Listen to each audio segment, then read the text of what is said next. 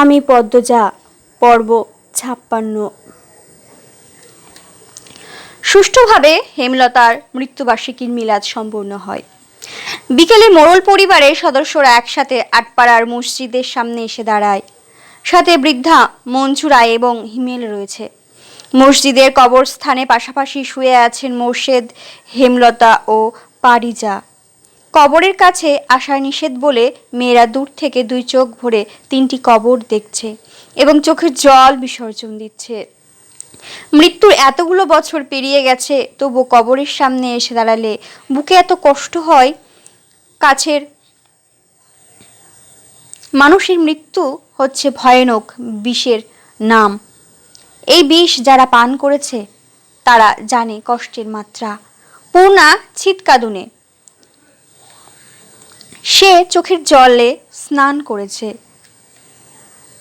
পদ্মজা ছলছল চোখে তাকিয়ে আছে কবরগুলোর দিকে।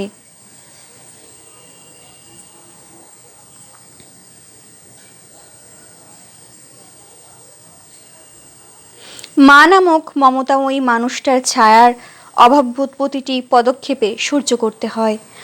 কত ভালোবাসতেন তিনি। মাথার ওপর তার ছায়া ছাড়া নিঃশ্বাস নেওয়া দায় ছিল। আর আজ এত বছর ধরে পদ্মজা দিব্যি এই মানুষটাকে ছাড়াই বেঁচে আছে। জন্মদাতা পিতা ছোট থেকে অনেক লাঞ্ছনা বঞ্চনা করেছে। কত আকুল হয়ে থাকতো পদ্মজা পিতার ভালোবাসা পেতে। যখন ভালোবাসা পেল, বেশি দিন পৃথিবীতে রইলেন না। মা মরা মেয়ের রেখে নিজেও পাড়ি জমালেন ওপারে। তারপর পদ্মজার কোল আলো করে এলো কন্যা পারিজা। পিতামাতার মৃত্যুর শোক কিছুটা হলেও লাঘব হয়, কিন্তু এই সুখও বেশি দিন টেকেনি। খুব কম আয়ুকাল নিয়েই জন্মেছিল পারিজা। পদ্মজাকে আধারের গহীনে ছুঁড়ে ফেলে এক এক করে চলে যায় শুকতারারা। পদ্মজা বেশিক্ষণ দীর্ঘশ্বাসে ঘূর্ণি বুকের ভেতরে চেপে রাখতে পারেনি। সে মুখ এক হাতে চেপে ধরে ডুকরে কেঁদে ওঠে। বাসন্তী পদ্মজার মাথাটা পরম যত্নে নিজের কাঁধে রাখেন। তারপর মাথায় হাত বুলিয়ে দিতে দিতে বললেন, কেঁদো না মা, একদিন দেখা হবে হাসরের ময়দানে। সময় তার নিজের গতিতে চলে, কারোর জন্য থেমে থাকে না। কেটে যায় আরও ৩টা দিন। এর মাঝে পূর্ণা মৃদুলের সাথে শুটিং দেখতে গিয়েছে একবার। গ্রামের পথে দুজন হেসে খেলে কথা বলেছে। এতেই কানাঘুষা শুরু হয়েছে। এদিকে আমিরের ভীষণ জ্বর, শুকিয়ে গেছে অনেক। ভেতরে ভেতরে কি যেন ভাবে সারাক্ষণ। খাওয়া দাওয়াও কমে গেছে। সবসময় চিন্তিত থাকে। বাড়িতে বেশিক্ষণ থাকে না, এদিক ওদিকে ঘুরে বেড়ায়। এখন শুয়ে আছে বারান্দার ঘরে। পদ্মজা কপালে জলপট্টি দিচ্ছে। আমিরের চোখ দুটি বন্ধ।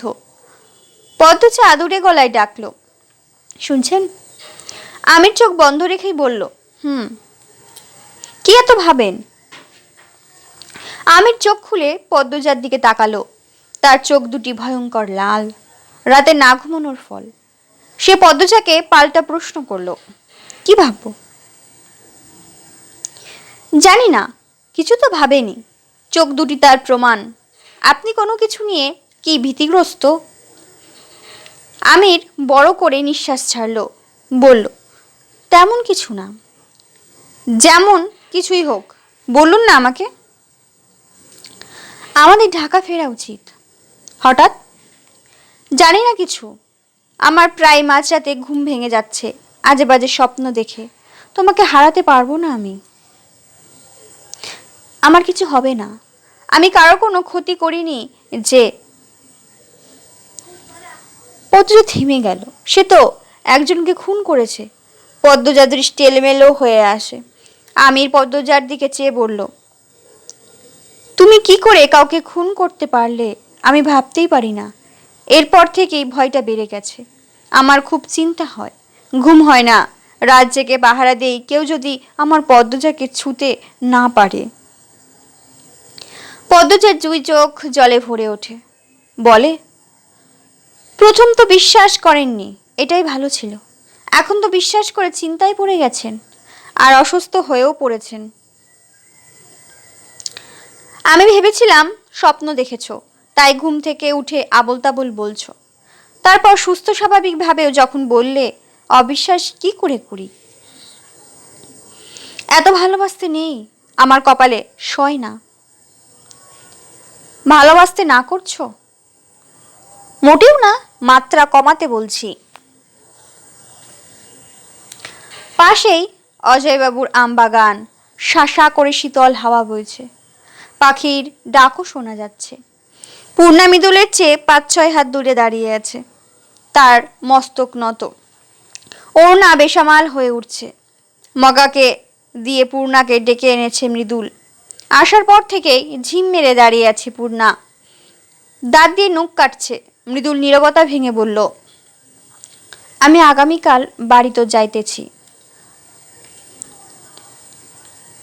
পূর্ণা চকিতে তাকালো, রুদ্ধশ্বাস কণ্ঠে প্রশ্ন করল, কেন? মৃদুল মুচকি হেসে বলল, নিজের বাড়ি তো কেন যায় মানুষ, এইখানে তো বেড়াইতে আইছিলাম। ও। পূর্ণা মৃদুলের ওপর থেকে দৃষ্টি সরিয়ে অন্যদিকে দৃষ্টিপাত করে গোপনে দীর্ঘশ্বাস ছাড়ে। কান্না পাচ্ছে তার। মৃদুল এক ধ্যানে পূর্ণার দিকে চেয়ে থাকলো, তারপর বলল, অন্যদিকে চায়া রইছ কেন? এই দিকে চাও। পূর্ণা বাধ্যের মতো মৃদুলের কথা শোনে, তার 2 চোখ জল টলমল করছে। পূর্ণার মেঘাচ্ছন্ন 2টি চোখ দেখে মৃদুলের ভীষণ কষ্ট অনুভব হয়। সে কেমন একটা ঘোর নিয়ে জানতে চাইল, চলে যাব শুনে কষ্ট হইতেছে? পূর্ণা আবারও দৃষ্টি ঘুরিয়ে নিল, অভিমানী স্বরে বলল, মোটেও না, চলে যান। 2 দিন পরে আসতাছি। পূর্ণার চোখে মুখে হাসির ছটা খেলে যায়। সে ঘাড় ঘুরিয়ে 2 কদম এগিয়ে এসে বলল, সত্যি? সত্যি, এবার হাত ধরি। মৃদুলের বেশরম আবদারে পূর্ণা লজ্জা পেল। সে 2 কদম পিছিয়ে যায়, 2 হাত পেছনে লুকিয়ে ঠোঁটে হাসি রেখে বলল, বাড়ি থেকে আসার পর। পূর্ণা দৌড়ে পালায়। মৃদুল পেছনে ডাকে, এই কই যাও? চঞ্চল পূর্ণা না থেমে ফিরে তাকায়, তার লম্বা কেশ হাওয়ার এলোমেলো হয়ে উঠছে। সে মিষ্টি করে হেসে জবাব দিল, বাড়ি যাই, আপনি সাবধানে যাবেন, জলদি ফিরবেন। মৃদুল তার গোলাপি ঠোঁট দাঁত দিয়ে চেপে ধরে হেসে মাথা চুলকালো। কি অপূর্ব দেখাচ্ছে গ্রামের চঞ্চল শ্যাম বর্ণের মেয়েটিকে। হাওয়ার তালে মেঠো পথ ধরে ছুটে যাচ্ছে বাড়ির দিকে। চুল আর ওড়নার দুটোই হাওয়ার ছন্দে সুর তুলে যেন উঠছে। সকাল সকাল মগা এসে খবর দিল, রানী মদনের মাথায় আঘাত করেছে। মদন এখন হাসপাতালে ভর্তি। খলিল হাওলাদার রানীকে মেরে আধমরা করে একটা ঘরে বন্দি করে রেখেছেন। একথা শুনে পদ্মজা স্থির হয়ে পড়ে। খলিল হাওলাদার এতই জঘন্য যে পদ্মজার মনে হয় এই মানুষটা নিজের মেয়েকে যে কোনো মুহূর্তে খুন করে ফেলতে পারে। পদ্মজা আমিরকে চাপ দেয় ওই বাড়িতে নিয়ে যেতে, নয়তো সে একাই চলে যাবে। এক প্রকার জোর করে আমিরকে নিয়ে আসে হাওলাদার বাড়িতে। হাওলাদার বাড়ির পরিবেশ থমথমে, নির্জন। সব সময় এমন থাকে, এ আর নতুন কি? অন্দরমহলে ঢুকতেই আমিনা আমিরের ওপর ঝাঁপিয়ে পড়ে, আকুতি মিনতি করে বলে, বাপ, আমার মেয়ের কাছে আয়না আয়না দাও, নইলে ওর কাছে আমায় লইয়া যাও, তোমার 2টা পায়ে ধরি। আমির আমিনাকে মেঝে থেকে তুলে আশ্বাস দেয়, আমি দেখছি, সব ঠিক হয়ে যাবে। আমির খলিলের ঘরের দিকে যায়। ফরিনায় এসে বিস্তারিত বললেন। রাইতের বেলা মদনের চিল্লানি হুনি, দৌড়ে সবাই আয়া দেখি মদন পইরা আছে, মাথা দিয়া কি যে রক্ত বাইর হইতাছে, আর রানীর হাতে এত বড় একটা ইট। সেরিডারে দেখা মনে হইতাছিল সেরিডার উপরে জিন আছর করছে, আর একটু হইলে এতিম সারাডা মইরা যাইতো। বাপুর বাপ আর রিদুয়ান মেইল্লা তাড়াতাড়ি হাসপাতাল লইয়া গেছে, আর এই হান্দে তোমার চাচা শ্বশুরের রানীরে মাইরা ভর্তা কইরা লাইছে। নাক মুখ দিয়া রক্ত ছুটছে, তবুও থামে নাই। আমরা অনেক চেষ্টা করছিলাম তোমার চাচা শ্বশুরের হাত থাইকা বাঁচাইতে, পারি নাই। আলোডা কি যে কান্দা কাঞ্চে এখন ঘুমাইতাছে।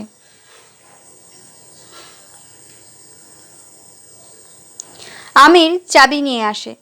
আমিনা সাথে যেতে চাইলে আমির বলল, আমি আর পদ্ম যাচ্ছি, রানীর নিচে নিয়ে আসি। পদ্ম, আসো। পদ্ম যা ছুটে যায় আমিরের পিছু পিছু। ঘরে দরজা খুলে ঘরে ঢুকতে রানী তাকায়। রুম্পা যে ঘরে ছিল সেই ঘরেই তাকে রাখা হয়েছে। রানী কাঁদছিল। দরজা খোলার শব্দ শুনে থেমে যায়। বিছানায় হেলান দিয়ে বসে আছে, চোখ মুখে রক্ত শুকিয়ে গেছে। আমির পদ্মজাকে দেখে রানী দৃষ্টি সরিয়ে নেয়। কাউকে দেখতে ইচ্ছা হচ্ছে না। সে নিজের জীবন নিয়ে সুখী না। পৃথিবীর সব কষ্ট যেন তার বুকে। এইসব মারধর আর গায়ে লাগে না। বাপের কথায় বাড়ির কামলা বিয়ে করলো, এটা তার জন্য কতটা অপমানের কেউ বুঝবে না। সে শুধু মানুষ ভেবেই বাড়ির কামলাকে স্বামী মানতে পারেনি। এতটা উদার নয় সে। সে মানে সে ভালো না। বাপের জড়াজড়িতে নাতনিও দিল। তারপর থেকেই মদন পেয়ে বসে। কারণ অকারণে তাকে ছুতে চায়। মদনের এক একটা ছোঁয়া রানীর জন্য কতটা বেদনাদায়ক তাও কেউ জানবে না। গতকাল রাতে মদন জোর জবরদস্তি করছিল, তাই রানী নিজেকে নিয়ন্ত্রণ করতে পারেনি। খালি ড্রামের নিচে থাকা ইট নিয়ে চোখ বন্ধ করে মদনের মাথায় আঘাত করে। এতে সে এখনো মোটে অনুতপ্ত না। পদ্মজা রানীর মনের অবস্থা একটু হলেও বুঝতে পারছে। মেয়েটা হাসি খুশি থাকার জন্য বাচ্চাদের সাথে কাবাডি, গোল্লাছুট, কানামাছি কত কি খেলে, তবুও সুখী হতে পারছে না। পদ্মজা সাবধানে রানীর পাশে এসে বসলো, বলল, খুব মেরেছে? রানী পদ্মজার দিকে তাকিয়ে তীব্র কটাক্ষ করে বলল, তুমি যাই না কি করবা? মলম লাগাইয়া দেওয়ন ছাড়া আর কি করণের আছে? আমির কিছু বলতে উদ্যত হয়। পদ্মজা আটকে দেয়। সে চমৎকার করে হেসে রানীকে বলল, মলম লাগানোর মানুষই বা কয়জনের ভাগ্যে জোটে আপা? রানীর দৃষ্টি শীতল হয়ে আসে। এই মেয়েটার সাথে রাগ দেখানো যায় না। পদ্মজার মাঝে অদ্ভুত কিছু আছে যা রাগ দমন করতে পারে। রানী বলল, আমি আমি ভালো নাই পদ্মজা, আমি একটু আরাম চাই, সুখ চাই, আর কষ্টের বোঝা টানতে পারতাছি না। রানীর কথা ধরন এলোমেলো। সে অন্য এক জগতে আছে। বন্দি পাখির মতো ছটফট করছে, মুক্তির আশায় ডানা ঝাপটাছে। পদ্মজার খুব মায়া হয়, ভীষণ অসহায় লাগে। ভালোবাসার মানুষ জীবনে এসে আবার হারিয়ে গিয়ে এভাবেই জীবন এলোমেলো করে দেয়। এত যাতনা কেন প্রেমে? যার শূন্যতা আজও শান্তি দিল না রানীকে। প্রতিনিয়ত কুরে কুরে খায়। রানীর ভেতরটা যে একেবারে শূন্য। সে পীড়িতে যন্ত্রণায় আজও কাতর। আচ্ছা, যদি রানী তার উপযুক্ত কোনো ছেলের সাথে বিয়ে দেওয়া হতো, তবে কি সে তার ভালোবাসাকে ভুলতে পেরে একটু সুখী হতে পারত? আমির পদ্মজা ধরে ধরে রানীকে নিচতলায় নিয়ে আসে। সবাই কত কি প্রশ্ন করে। রানী নিশ্চুপ, কারোর কোনো কথার উত্তর দেয়নি। সবাই যত্ন আত্তি করে। আমিনা খাইয়ে দেন। পুরো দিন রানী বিছানায় শুয়ে থাকে। আমিনা সারাদিন চেষ্টা করেছেন রানী যাতে কথা বলে, কিন্তু রানী যেন পণ করেছে কথা না বলার। অন্যদিকে মদন ভালো আছে। কয়দিন হাসপাতালে ভর্তি থাকতে হবে, সেলাই লেগেছে। গঞ্জের হাসপাতালে নেওয়া হয়েছিল, এরপর সেখান থেকে শহরে। এ খবর ছড়িয়ে পড়েছে গ্রামে। রানীকে সবাই অনেক খারাপ কথা বলছে, অভিশাপ দিচ্ছে। অনেক বাড়ি বয়ে এসে কটু কথা বলে গেছে। বাড়ির কেউ নিষেধ করেনি। রানী চুপ করে শুনেছে। বাড়ির অবস্থার কথা ভেবে আমি মোড়ল বাড়িতে ফেরার কথা বলিনি। দিন শেষে রাত আসে। সুন্দর পৃথিবীকে জাপটে ধরে ঘোর অন্ধকার। সে অন্ধকারে হারিয়ে যায় রানী। সকালে চিঠি পাওয়া যায়, তাতে লেখা, আমার আলোরে দেখা রাখো তোমরা। আমি পদ্মজা, পর্ব 57। ঘন কুয়াশা বেয়ে শীতের বিকেল নেমেছে ধীরে ধীরে। পদ্মজা আলোকে বুকের সাথে মিশিয়ে দুতলার বারান্দায় দাঁড়িয়ে আছে। তার চোখের দৃষ্টি বাড়ির গেটের দিকে। বাড়ির সব পুরুষেরা সকালে বেরিয়েছে রানীর খোঁজে, এখনো ফেরেনি। যে নিজের ইচ্ছায় হারিয়ে যায় তাকে কি আর খুঁজে পাওয়া যায়? তবুও পদ্মজা চাইছে রানীকে যেন অক্ষত অবস্থায় ফিরে পাওয়া যায়। আলো সারাদিন মায়ের জন্য কেঁদেছে, মায়ের আদরের জন্য ছটফট করেছে। আলোর অস্থিরতা দেখে পদ্মজা দুই ঠোঁট কাঁপছে। জান প্রাণ দিয়ে চেষ্টা করেছে মায়ের মতো আদর করার, কিন্তু সে তো আলোর মা না। আলোর মায়ের গন্ধ তার গায়ে নেই। রানী মা হয়ে কি করে পারলো আলোকে ছেড়ে যেতে? পৃথিবীর সব মা এক রকম হয় না। সব মা সন্তানের জন্য ত্যাগ করতে জানে না, দুঃখ আপন করে নিতে জানে না। পদ্মজা আলোর কপালে চুমু দিল। মেয়েটা চুপ করে আছে। চারিদিক কুয়াশায় ধোয়া ধোয়া, দিন ডুবি ডুবি স্তব্ধ হয়ে আছে সময়। একতলা থেকে আমিনার বিলাপ শোনা যাচ্ছে। তিনি এত কাঁদতে পারেন? পদ্মজা ঘুরে দাঁড়ালো ঘরে যেতে। তখনই সামনে পড়লেন ফরিনা। পদ্মজা হাসার চেষ্টা করে বলল, আম্মা আপনি? আলো ঘুমাইছে? না, জেগে আছে। পদ্মজা আলোর কপালে আবার চুমু দিল। ফরিনা বললেন, রানীরে কি পাওন যাইব? জানি না আম্মা। পদ্মজার নির্বিকার স্বর। আলমগীর রূপারে লইয়া কয়ে গেছে জানো তুমি? ওরা ভালো আছে তো? আপনাকে সেদিনই বলেছি আম্মা। জানি না আমি। ফরিনা আর প্রশ্ন করলেন না। তিনি নারকেল গাছের দিকে চোখের দৃষ্টি নিবদ্ধ করেন। পদ্মজা সেকেন্ড কয়েক সময় নিয়ে ফরিনাকে দেখে। ফরিনা আগের মতো ছটফটে নেই, নিশ্চুপ হয়ে গেছেন। আগে মনে হতো তিনি মনে মনে কোনো কঠিন কষ্ট পুঁতে রেখেছেন, কিন্তু এমন কোনো শক্তি আছে যার জন্য তিনি হাসতে পারেন, বেঁচে আছেন। আর এখন দেখে মনে হচ্ছে সেই শক্তিটা নষ্ট হয়ে গেছে। জীবনের আশার আলো ডুবে গেছে। কতগুলো ভেবে পদ্ম চমকে ওঠে। সে তো আনমনে নিজের অজান্তে এইসব ভেবেছে, কিন্তু সত্যি কি এমন কিছু হয়েছে? পদ্মজা আগ্রহ নিয়ে প্রশ্ন করল, আম্মা আপনি আমাকে কিছু বলতে চান? ফরিনা তাকান। পদ্মজা তীর্থের কাকের মতো তাকিয়ে রইল ফরিনার দিকে। ফরিনা ঝরঝর করে কেঁদে ফেললেন। হঠাৎ যেন পাহাড়ের শক্ত মাটির দেওয়াল ভেঙে ঝর্ণাধারার বাঁধ ভেঙে গেল। পদ্মজা খুব অবাক হয়। ফরিনা আঁচলে মুখ চেপে ধরেন। পদ্মজা উৎকণ্ঠা, আম্মা আম্মা আপনি কাঁদছেন কেন? কি হয়েছে বলুন না আমাকে, কি বলতে চান আমাকে? আচমকা ফরিনার কান্নার শব্দে আলো ভয় পেয়ে যায়। সে জোরে জোরে কাঁদতে থাকে।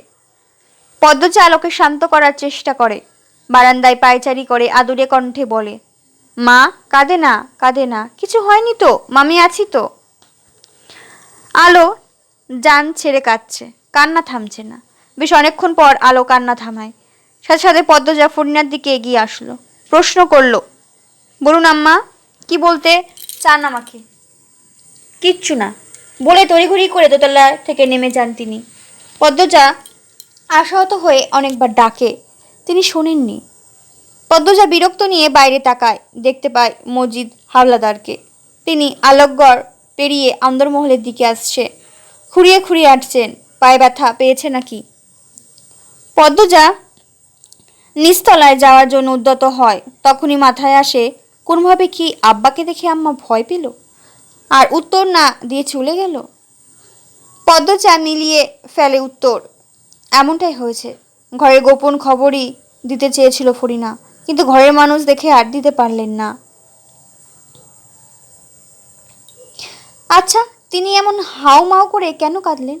পদ্মজার কপালের চামড়া কুঁচকে যায়। পদ্মজা মেরুদণ্ড সোজা করে দাঁড়ায়। আলোর পিঠে হাত বুলাতে বুলাতে ভাবে পেছনের সব অদ্ভুত ঘটনা। রুম্পা পাগলের অভিনয় করত, তাকে ঘরে বন্দি করে রাখা হয়েছে, অথচ বাড়ির কেউ এতে ভ্রুক্ষেপ করত না। রুম্পা দিনের পর দিন না খেয়েছিল। পদ্মজা যতটুকু বুঝেছে ফরিনা খুব ভালোবাসেন রুম্পাকে, তাহলে তিনি কেন খাবার নিয়ে যেতেন না? রুম্পার ঘরে লতিফা চোখ রাখে।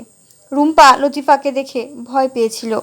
যেদিনই সে জানতে পারে রুম্পা পাগল না, সেদিন রাতেই বাবলু নামের কালো লোকটি রুম্পাকে মারতে চেয়েছিল। এইসব কার নির্দেশে হচ্ছে? কে এই বাড়ির আদেশদাতা? আর আলমগীরই কি করে জানলো রুম্পা খুন হতে চলেছে? তারপর একটা খুন হলো, অথচ ভোর হওয়ার আগেই সেই লাশ উধাও হয়ে গেল। কেউ খুনির খোঁজ করলো না। তারপর রুম্পা বা আলমগীরের কথা রানী আর ফরিনা ছাড়া কেউ জিজ্ঞাসাও করলো না। এই বাড়ির মানুষ যেন জীবিত থেকে মৃত। কি চলছে আড়ালে? তারপর আলমগীরের তাকে একটা চাবি দিল। চাবিটা কিসের? রুম্পা বলেছিল উত্তরের জঙ্গলে ধ রক্ত। এই কথার মানেই বা কি? পদ্মজা দ্রুত দুই চোখ বন্ধ করে ফেলল। তার মাথা ব্যথা করছে, কপালে রগ দপদপ করছে। রানীর নিখোঁজ হওয়ার ব্যাপারটা পুরোপুরি মাথা থেকে বেরিয়ে যায়। সে গাঢ় রহস্যের টানে উন্মাদ হয়ে ওঠে। বাড়িতে খলিল হৃদয়ান নেই, এই সুযোগ। জঙ্গলে তাকে যেতেই হবে। পরিবেশে অস্পষ্টতা ক্রমে ক্রমে ছড়িয়ে পড়ল। বিকেলের সন্ধ্যাকে লান আলোয় জড়িয়ে ধরল। সন্ধ্যার আজান পড়ছে। পদ্মজা নিচতলায় এসে আলোকে লতিফার কাছে দিয়ে নিজ ঘরে যায়। নামাজ আদায় করে নেয়। তারপর আলোকে খাইয়ে ঘুম পাড়িয়ে দিল। মজিদ পায়ে ব্যথা পেয়েছেন, তিনি ঘরে শুয়ে আছেন। ফরিনাও ঘরে। বাড়ির বাকি পুরুষরা তখনও ফেরেনি। আমিনা সদর দরজায় বসে আছেন, চুল এলোমেলো, কপালে এক হাত রেখে বাইরে তাকিয়ে রানীর অপেক্ষার প্রহন গুনছেন। মানুষটার অনেক দোষ ত্রুটি আছে ঠিক, তবে মেয়ের জন্য পাগল। বাড়ির আরেক কাজের মেয়ে রিনু আলোর সাথে শুয়ে আছে। আলো একা ঘরে কিভাবে থাকবে? তাই পদ্মজায় রিনুকে আলোর সাথে থাকতে বলেছে। লতিফা রান্নাঘরে রান্না করছে। সবাই যে যার কাজে ব্যস্ত। মানবতা বোধ থেকেও অন্তত রানী নিখোঁজ হবার শোকে কাতর হওয়া উচিত। কিন্তু পদ্মজা কাতর হতে পারছে না। তাকে চুম্বকের মতো কিছু টানছে উল্টো দিকে থেকে। পদ্মজা শক্ত করে খোপা বাঁধে, শাড়ির আঁচল কোমরে গোজে, গায়ে জড়িয়ে নেয় শাল, হাতে নেয় টর্চ আর ছুরি। তারপর অন্দরমহলের দ্বিতীয় দরজা দিয়ে বেরিয়ে পড়ে। এক নিঃশ্বাসে ছুটে আসে জঙ্গলের সামনে, হাঁপাতে থাকে। চোখের সামনে ঘন জঙ্গল, পিছনে কয়েক হাত দূরে অন্দরমহল। হাড় হিম করা ঠান্ডা। পদ্মজার ঠোঁট কাঁপতে থাকে। এই জায়গায় সে অনেকবার এসেছে, কিন্তু পা রাখতে পারেনি জঙ্গলে। কেউ না কেউ বা কোনো না কোনো ঘটনা তাকে বাগড়া দিয়েছেই। আজ কিছুতেই সে পিছিয়ে যাবে না। তার স্নায়ু উত্তেজিত হয়ে আছে। জঙ্গলের ঘাসে পা রাখতেই একটা অদ্ভুত অনুভূতি হয়। গায়ে লোমকূপ দাঁড়িয়ে পড়ে। আরও কয়েক পা এগোতেই গা হিম করা অদ্ভুত সরসর শব্দ ভেসে আসে। পদ্মজা একটু একটু ভয় করছে। গাঢ় অন্ধকারে এমন গভীর জঙ্গলে সে একা। শীতের বাতাসে গাছের পাতাগুলো শব্দ তুলছে, আর পদ্মজা উৎকর্ণ হয়ে উঠছে। ভয়ভীতি নিয়ে সে এগোতে থাকে। চারিদিকে ঘাস, সরু একটা পথে ঘাস নেই, মানে এই পথ দিয়ে মানুষ হাঁটাচলা করে। পদ্মজা সেই পথ ধরে এগোতে থাকে। সে চোখ ঘুরিয়ে ঘুরিয়ে চারপাশ দেখছে। বড় বড় গাছ দেখে মনে হচ্ছে কোনো অশরীরী দাঁড়িয়ে আছে। পদ্মজা মনে মনে আয়তুল কুরসি পড়ে বুকে ফু দেয়। একটা সময় পথ শেষ হয়ে যায়। পদ্মজা টর্চের আলোতে পথ খোঁজে। যেদিকেই তাকায় সেদিকেই বুনো লতাপাতা। যারা এখানে আসে তারা কি এখানেই থেমে যায়? পদ্মজা ভেবে পায় না। মাথার ওপর ডানা ঝাপটানোর শব্দ শোনা যায়। পদ্মজার বুক ধক করে উঠল। সে টর্চ ধরল মাথার ওপর। দুটো পাখি উড়ে যায়। এরপর চোখে ভেসে ওঠে চন্দ্র, তারকাহীন ম্লান আকাশ। পদ্মজা লম্বা করে নিঃশ্বাস নিল। সে কি না কি ভেবেছিল। পদ্মজা সূক্ষ্ম তীক্ষ্ণ চোখে চারপাশ দেখল। রুম্পা কি বলেছিল মনে পড়তেই সে উত্তরে তাকালো। বেশি দূর চোখ গেল না। ঝোপঝাড়ে ঢাকা চারপাশ। পদ্মজা মুখে অস্পষ্ট বিরক্তিকর শব্দ করল। নিজে নিজে বিড়বিড় করল, ধুর, কোন দিকে যাব এবার? ছটপট করতে থাকা পদ্মজা তার হাত থেকে ছুরি পড়ে যায়। ছুরি তোলার জন্য নত হয় সে। ছুরির সাথে সাথে তার হাতে ঘাস উঠে আসে। পদ্মজা অবাক হয়।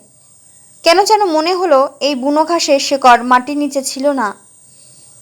পদ্মজা উত্তর দিকের আরো কয়েকগুলো ঘাস এক হাতে তোলার চেষ্টা করলো। সাথে হাতে উঠে আসে। সত্যি শেকড় নেই মাটির নিচে। কেউ বা কারা পথের চিহ্ন আড়াল করতে নতুন তাজা ঘাস দিয়ে সাজিয়ে রেখেছে পথ। পথ লুকোতে কি প্রায়ই এমন করা হয়? তাহলে তো বেশ পরিশ্রম করে। পদ্মজার উত্তেজনা বেড়ে যায়। সে উত্তর দিকের পথ ধরে এগোতে থাকে। হাঁটে প্রায় 10 মিনিট। এই মুহূর্তে সে চলে এসেছে জঙ্গলের মাঝে। সামনে ঘন ঝোপঝাড়, পরিত্যক্ত ভাব চারিদিকে, ভুতুড়ে পরিবেশ। থেকে থেকে প্যাঁচা ডাকছে কাছে কোথাও। পদ্মজা বিপদ মাথায় নিয়ে ঝোপঝাড় দুই হাতে সরিয়ে অজানা গন্তব্যে হাঁটতে থাকে। কাটা লাগে মুখে, চামড়া ছিঁড়ে যায়। পদ্মজা ব্যথায় মা বলে আর্তনাদ করে উঠল, কিন্তু ব্যথা নিয়ে পড়ে থাকেনি, সে এগোতে থাকে। ঝোপঝাড় ছেড়ে বড় বড় গাছপালার মাঝে আসতেই পদ্মজার মনে হয় তার পেছনে কেউ আছে। সে চট করে ঘুরে দাঁড়ালো, কেউ নেই। সে মনের ভুল ভেবে সামনে হাঁটে, কিন্তু আবার মনে হয় পেছনে কেউ আছে। পদ্মজা থমকে দাঁড়ায়, ঘুরে তাকায়। তার মনটা আনচান আনচান করছে, কু গাইছে, কেমন ভয়ও করছে। এই গভীর জঙ্গলে সে একা। কিছুক্ষণ আগে সন্ধ্যা হলো, কিন্তু এখানে মনে হচ্ছে গভীর রাত। কোনো অঘটন ঘটে গেলে কেউ জানবে না। পদ্মজার রগে রগে শিরশির অনুভব হয়। ভয়টা বেড়ে গেছে, ভেঙে পড়ছে সে। রাত যেন শক্তি, সাহসিকতা চুষে নিতে পারে। পদ্মজা আল্লাহকে স্মরণ করে, হেমলতাকে স্মরণ করে। চোখ বুজে হেমলতার অগ্নিমুখ ভাবে। তিনি যেভাবে তীক্ষ্ণ চোখে তাকাতেন সেভাবে পদ্মজা তাকায়। কান খাড়া করে চারপাশে যত জীব প্রাণী আছে সবকিছুর উপস্থিতি টের পাওয়ার চেষ্টা করে। কাছে কোথাও অদ্ভুত এক জীব ডাকছে। নিশাচর পাখিদের তীক্ষ্ণ ডাকও শোনা যাচ্ছে। ঝিঝি পোকারা এক স্বরে ডাকছে, সা সা বাতাস বইছে। এই সব কিছুকে ছাড়িয়ে একটা মানুষের গাঢ় নিঃশ্বাস তীক্ষ্ণভাবে কানে ঠেকে। খুব কাছে, পেছনে